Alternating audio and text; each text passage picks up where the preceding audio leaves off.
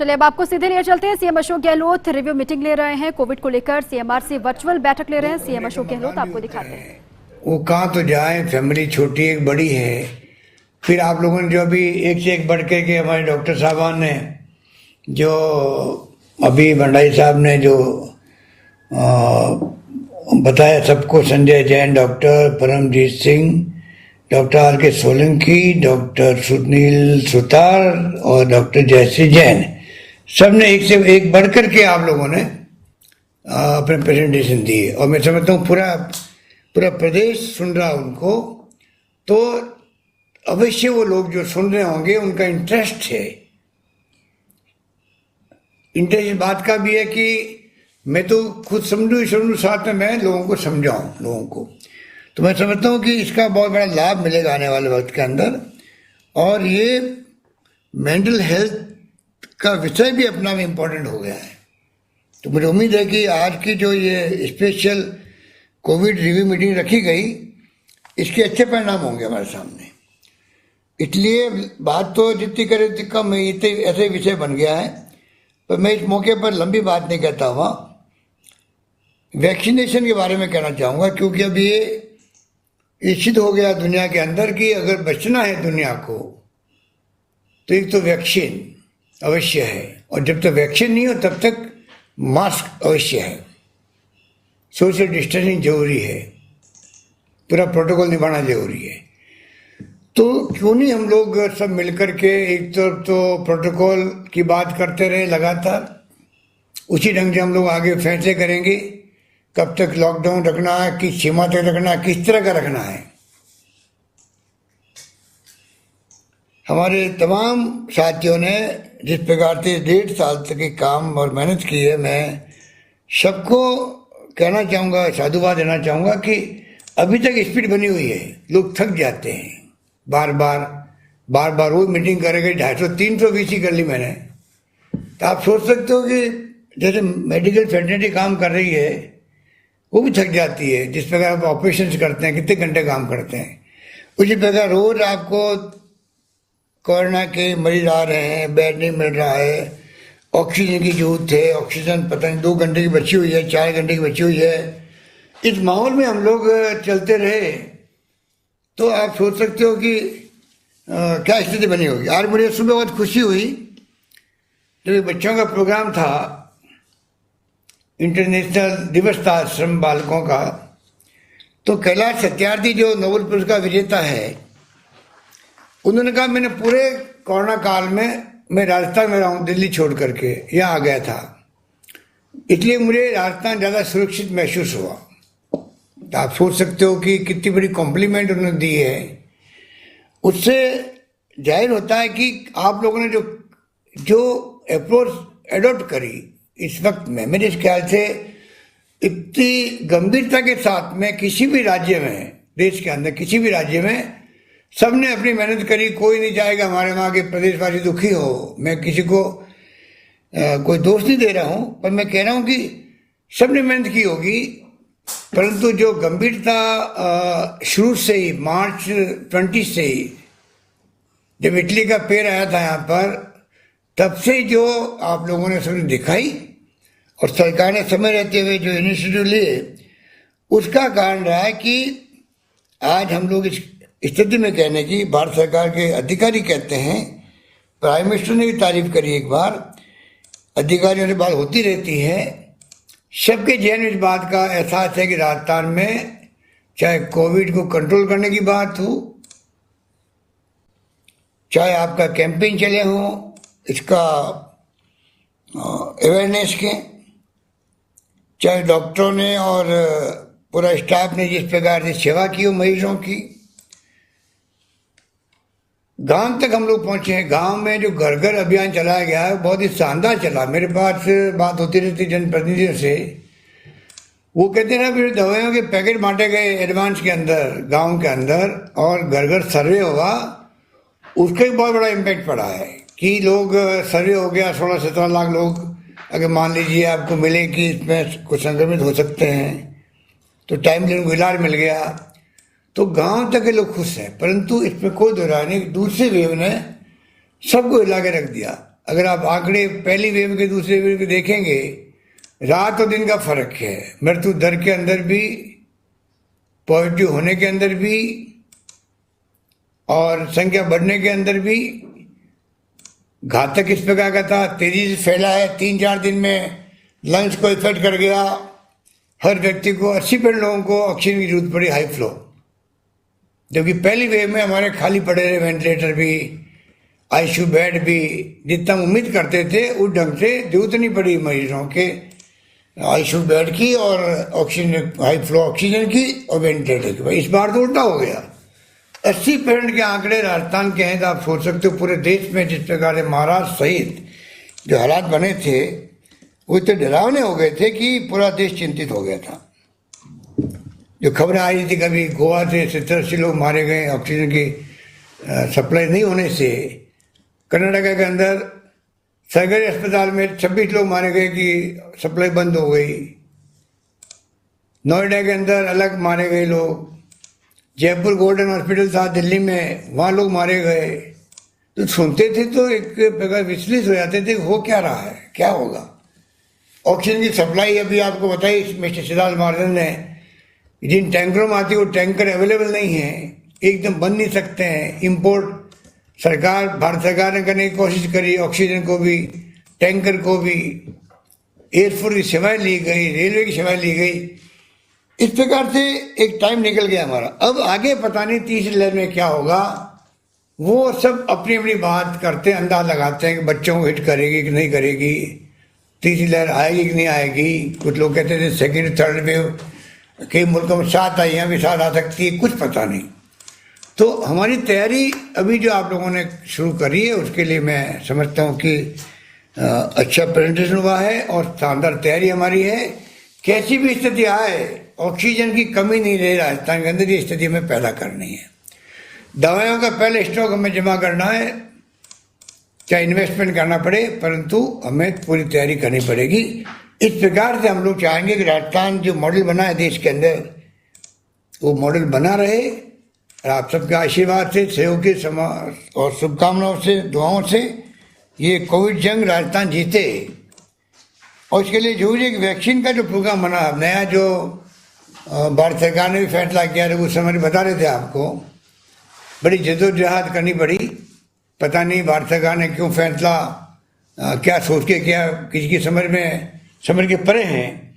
क्योंकि दुनिया भर में वैक्सीन जो है वो निःशुल्क लगती है। हमारे यहाँ भी 5 वैक्सीन है, सब निःशुल्क होती है। पता नहीं क्यों 18 साल के प्लस वालों को राज्यों में छोड़ दिया गया और बिना मतलब का काफ़ी टेंशन पैदा कर दिया। राज्य सरकारें ग्लोबल टेंडर कर रही है तो वो सरकारें कोई दूसरे प्रदेशों की, दूसरे देशों की सरकारें या वहाँ की कंपनी तैयार नहीं देने के लिए एक अनिश्चितता का माहौल बन गया था। वो माहौल भी अब खत्म हुआ। प्रधानमंत्री जी के संबोधन के बाद में सुप्रीम कोर्ट ने भी कटाक्ष किए, हाई कोर्ट ने जगह जगह प्रदेशों में बहुत ज़्यादा, मैं समझता हूँ कि जो कुछ वो कह सकते थे उन्होंने कोई कमी नहीं रखी कहने के अंदर, कमियों को बताने के अंदर। पर सब मिलाकर के मैं समझता हूँ प्रधानमंत्री जी ने जो अनाउंस किया है कि हम फ्री डिस्ट्रीब्यूट करेंगे, मैं उम्मीद करता हूँ कि 18+ नहीं बल्कि उनसे छोटे बच्चों का ट्रायल हो रहा है, हो सकता है उनको जरूरत पड़े। जो भी होगा अब निःशुल्क होगा। और हम लोगों ने तैयारी कर रखी, हमने कोई तैयारी ऐसी करी 3,000 करोड़ खर्च होंगे तो करेंगे। और मुझे खुशी है कि हमारे प्रिंसिपल सेक्रेटरी फाइनेंस को जब मैंने टेलीफोन किया तो कोई किंतु परंतु नहीं था। अगर मान लीजिए जो थे तो हम लोग आगे आएंगे, साधन कहीं जुटाएंगे, कुछ कटौतियाँ करेंगे, परंतु हम राजस्थान प्रदेश में लोगों की किस प्रकार से बचाव हो सके उसमें कमी नहीं आने देंगे। इसलिए मैं चाहूँगा कि जो 21 तारीख से अभियान चल रहा है, मिस्टर सिद्धार्थ महाजन जी और वैभव गलेरिया जी, आपको मंत्री जी के साथ बैठ करके बातचीत करनी, अखिल अरोड़ा जी को भी, और पूरी तैयारी करें इस प्रकार से। अभी से अभियान चलाएं हम लोग। हालांकि राजस्थान में मेरे ख्याल ये प्रॉब्लम नहीं है, क्योंकि राजस्थान में भी जो कहा गया, जयपुर में कल 1 लाख से ज़्यादा लोग को टीकाकरण हुआ है। इसके मायने है कि राजस्थान में इस बार माहौल बन चुका है टीकाकरण का। पर मध्य प्रदेश में, यूपी में, बिहार में हम देखते हैं प्रोग्राम कि किस प्रकार गांव के लोग दूर जा रहे हैं, वैक्सीन के लिए तैयार नहीं हो रहे हैं। इस माहौल के अंदर वैक्सीन को लेकर लोगों में भ्रांति पैदा कर दी है कई तरह की। राजस्थान मेरे ख्याल से वो वैसी भ्रांति नहीं होगी, कहीं होगी तो हमारे लोग बहुत समझदार हैं, राजस्थान के लोग समझ जाएंगे। हम लोग सब मिलकर उनको समझाएंगे, मैसेज देंगे कि वैक्सीन आपके खुद के लिए तो जरूरी है ही है, आपके परिवार के लिए जरूरी है, और पड़ोसी के लिए जरूरी है, और आपके क्षेत्र के लोगों के लिए जरूरी है। क्योंकि अगर आप संक्रमित होते हैं तो आपको तकलीफ होगी, आप अकेले लोगों को तकलीफ कर दोगे। इसलिए ये तो कैंपेन चलाना पड़ेगा हम लोगों को, जिससे कि ये नौबत आए नहीं कि लोगों को तकलीफ रहे और ये महामारी वापस बड़े रूप में सामने आए। इसलिए मैं कहना चाहूँगा कि वैक्सीन के प्रोग्राम को अब आज के बाद में हम चाहेंगे कि अभियान के रूप में हम शुरू कर दें। अभी से ही अवेयरनेस का प्रोग्राम सभी तरह, रेडियो, टेलीविजन, जहाँ जहाँ करना है मीडिया के अंदर, और 21 जून के प्रोग्राम की शुरुआत हो जाएगी।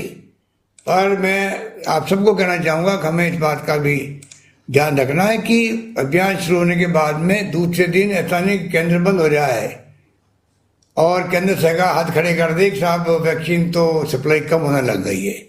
पहले हमारा अनुभव ये कहता है, ऐसा ही हुआ है, जबकि 5,81,000 तक हम लोगों ने पर डे तक क्षमता प्राप्त कर लेती। अब तो और क्षमता बढ़ा दी है। तो ये कोई कम बात है कि स्वास्थ्य विभाग जिस रूप में जिसने शुरुआत में जो काम दिया गया अधिकारियों को, उन्होंने उसको अंजाम उस रूप में दिया। इस कारण से हमारे यहाँ वैक्सीन लगाने की जो केंद्र स्थापित हुए वो भी इस रूप में हुए कि चाहे कितना ही बड़ी अभियान चलाना पड़े तो हम पीछे नहीं रहेंगे। और जब तक जहाँ तक कहा गया है 1% से कम वैक्सीन जो है वो खराब नहीं होनी चाहिए। तो मुझे उम्मीद है कि हम लोग उसके आसपास रहेंगे, क्योंकि पहले भी हम लोग, अभी आज आंकड़े बताए आपने, पर पहले भी आंकड़े हमारे 2.6% के थे और नेशनल एवरेज 6% का है।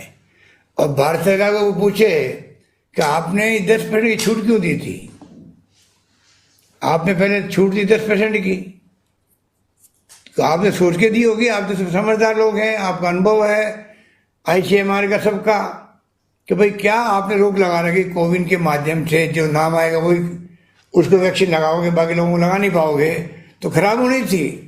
पर जिस प्रकार मीडिया ने भी जो भूमिका अदा करी वो उचित नहीं थी। जिस प्रकार से अभियान चलाए गए, वैक्सीन को कूड़ेदान में डाल रहे हैं, वैक्सीन को डस्टबिन में डाल दिए, वैक्सीन को पता नहीं क्या क्या कर दिया है। हमारे नेता जो विपक्ष के थे उन्होंने इस अभियान में भाग ले लिया। अरे उनको पूछो, रात दिन 1.5 साल से हमारे नर्सेज और ANM और आशा सहयोगी और आंगनबाड़ी वर्कर से लगा करके मेडिकल के जो परिवार के लोग हैं, किस प्रकार से वो रात दिन एक करके काम कर रहे हैं, बचाने के लोगों को, वैक्सीन लगाने का काम कर रहे हैं। और उसके बाद में आप ये दोष देना कि वो तो कच्चे दान में डाल रहे हैं वैक्सीन को, बहुत ही अनफॉर्चुनेट बात थी। पर मीडिया ही है, अपन जानते हैं, कोई इलाज नहीं इसका। पर ये, और भारत सरकार के हमारे स्वास्थ्य मंत्री बोल रहे हैं क्योंकि राजस्थान अच्छा काम किया, जिनकी तारीफ भारत सरकार के जो आपके जो जिनसे बात होती रहती है सब लोगों से बता रहे थे कि आप वैक्सीन में सबसे आगे हैं, मेरे ख्याल कंट्री में दूसरे नंबर पे थे। तो क्यों, किस प्रकार से आप एक सरकार को आप कह रहे हो 11.5 लाख वैक्सीन खराब हो गए वहाँ पर, आप बताइए। मुझे बहुत दुख हुआ इस बात का कि देश का स्वास्थ्य मंत्री बोल रहा है, बाकी राज्यों को बता रहा परसेंटेज कहीं 30%, कहीं 20%, और राजस्थान के लिए कह रहा 11.5 लाख। चौंकाने वाली बात थी। स्वास्थ्य मंत्री जी ने उसी दिन वापस उनको जवाब दिया।